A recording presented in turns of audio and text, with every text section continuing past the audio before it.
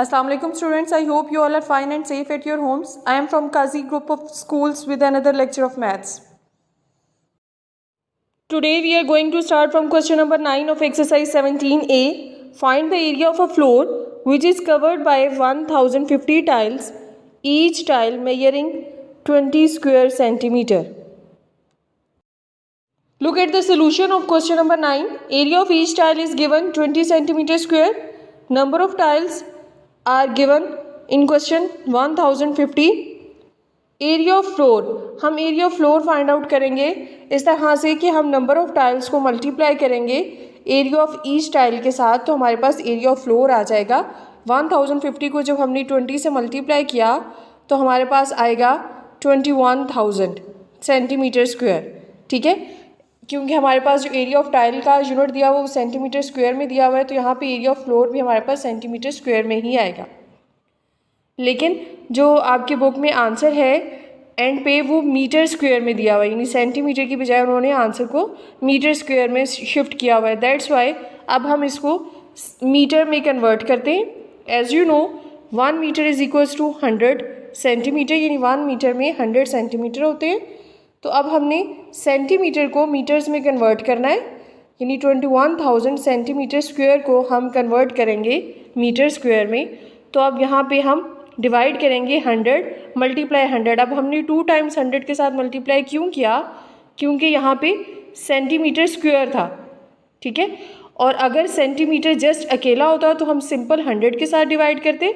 अब centimetre square है तो यानी 2 दफ़ा सेंटीमीटर मल्टीप्लाई सेंटीमीटर होगा तो सेंटीमीटर स्क्वायर बनेगा ना. इसी तरह से हम 100 को भी 2 टाइम्स यहाँ पे डिवाइड करेंगे 21,000 पे. अब देखें 2 ज़ीरोज़ जो हैं इस 100 के इन 2 ज़ीरोज़ के साथ कैंसिल हो गए.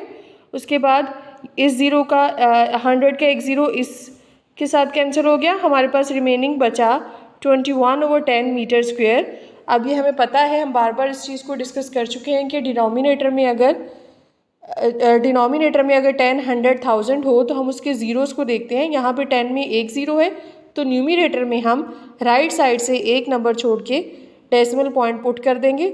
सो the area of floor is equals to 2.1 metre square. Question number 10. Find the cost of tiling the floor of a room 12 metres by 9 metres at ₹50 per square meter. Solution of question number 10. Length of room is given 12 meter. Breadth of room is 9 meter. Now we have to find out the area of room.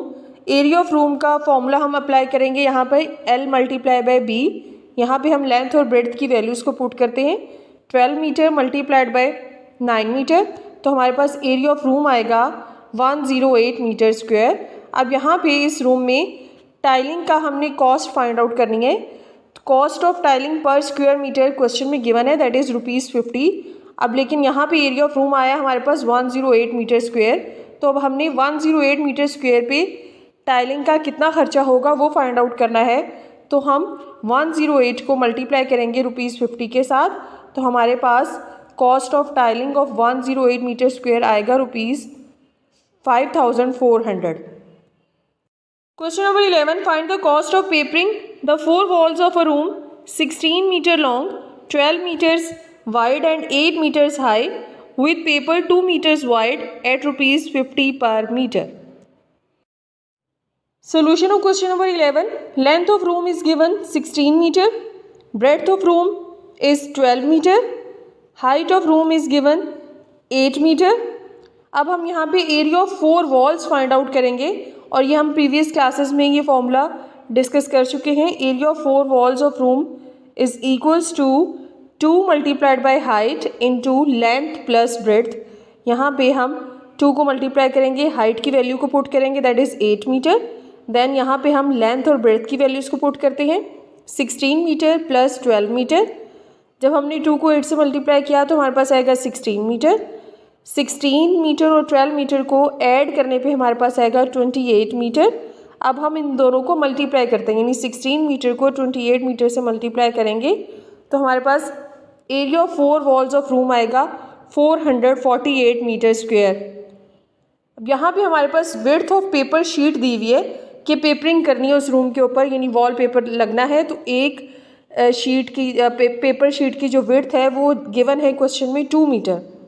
अब हमने ये find out करना है कि जो हमारे पास area of 4 walls का एरिया आया है उसमें कितनी पेपर शीट जो है वो रिक्वायर्ड है। ठीक है, length of paper sheet required हम 448 मीटर स्क्वायर को 2 मीटर पे जब डिवाइड करेंगे, 2 1 ज़ा 2, देन 2 2 ज़ा 4, 2 2 ज़ा 4, 2 4 ज़ा 8, तो हमारे पास length of paper sheet required आएगी 224 metre. Cost of papering per metre हमारे पास दी हुई है ₹50। अब हमने फाइंड आउट करना है कॉस्ट ऑफ पेपरिंग 224 मीटर, तो हम 50 को मल्टीप्लाई करेंगे 224 से, तो हमारे पास आएगा 11,200 रुपीज़, यानी cost of papering at 224 metre पे इतना खर्चा होगा ₹11,200। Question number 12, find the perimeter of square equal in area to two squares whose sides are 12 meters and 5 meters respectively। इस क्वेश्चन में हमें दो स्क्वेयर्स की साइड्स गिवन है। हमारे पास एक स्क्वेयर की साइड गिवन है 12 मीटर, दूसरे स्क्वेयर की साइड गिवन है 5 मीटर, और इन दोनों स्क्वेयर्स का जब हम एरिया फाइंड आउट करेंगे तो उस दोनों एरियाज़ को जब टोटल करेंगे यानी ऐड करेंगे तो हमारे पास एक लार्ज स्क्वेयर बनेगा।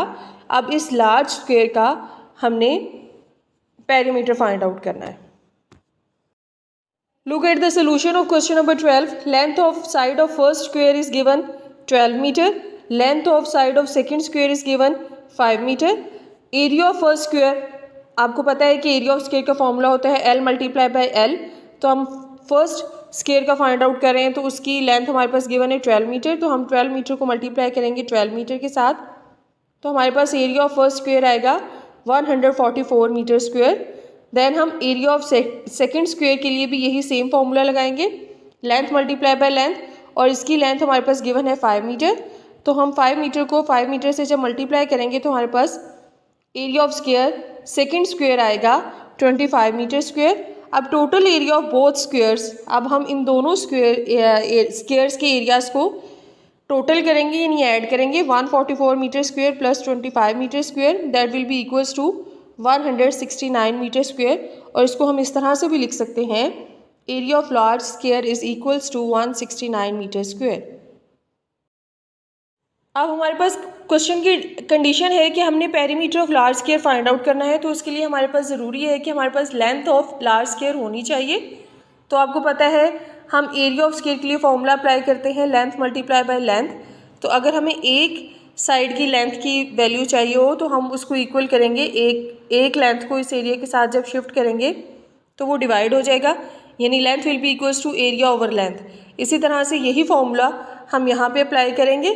अब हम इसकी वैल्यूज पुट करते हैं, length is equals to 169 metre square over L, क्योंकि हमारे पास एरिया ऑफ लार्ज स्क्वेयर मौजूद है, तो ये L और ये L जो है वो आपस में मल्टीप्लाई होकर ये बन जाएगा L square is equals to 169 metre square. अब हम इनका स्क्वेयर रूट लेते हैं दोनों तरफ, क्योंकि हमें लेंथ की वैल्यू अकेली चाहिए। ठीक है, तो अब हम जब इसका हमने स्क्वेयर रूट लिया L square under root is equals to 169 metre square under root, तो इस स्क्वेयर रूट का चैप्टर हम डिटेल से डिस्कस कर चुके हैं।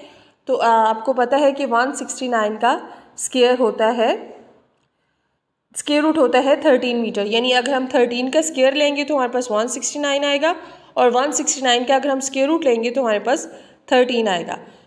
Now put the formula of perimeter of square, यहाँ पे हमने फाइंड आउट करना है पेरीमीटर ऑफ लार्ज स्क्वेयर, तो हम फॉर्मूला अप्लाई करेंगे पेरीमीटर ऑफ स्क्वेयर का, दैट इज़ 4L। यहाँ पे अब हमने लेंथ की वैल्यू लेनी है 13 मीटर, जो भी हमने फाइंड आउट की है। 13 मीटर को जब हम 4 से मल्टीप्लाई करेंगे तो हमारे पास पेरीमीटर ऑफ लार्ज स्क्वेयर आएगा 52 metre, that is the answer. I think आपको यहाँ तक का लेक्चर समझ में आ गया होगा। Take care of your selfs. अल्लाह हाफिज़।